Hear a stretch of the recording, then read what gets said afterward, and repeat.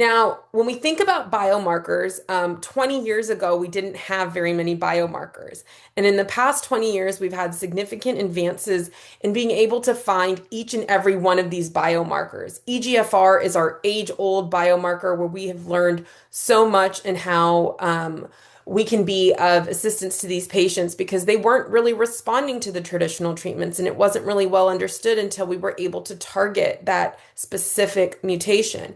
And since then, we've had several different approvals, and these are all of the drugs that we have, or sorry, all of the targetable biomarkers that we have, drugs that are approved for that we can use to treat patients' cancers. Now, keeping in mind that the majority of all of these targetable mutations have approvals for drugs to be used in the more locally advanced lines of treatment. And so that means that patients are generally in a stage 3 or stage 4 setting when they can get most of these medications. However, as our research has been advancing, we're trying to move some of these medications up in the lines of therapy. And so EGFR and ALK have been two of our mutations that have been able to be moved up into the adjuvant setting where patients would get treatment potentially after their surgery or chemoradiation.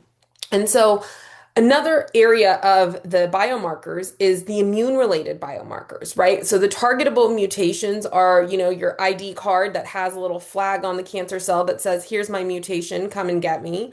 But the immune-related biomarkers are your PD-L1, your tumor mutational burden, and potentially your microsatellite instability. And we're going to talk about those a little bit further in a couple of slides, okay? So this is what we already know, but there's so much more coming.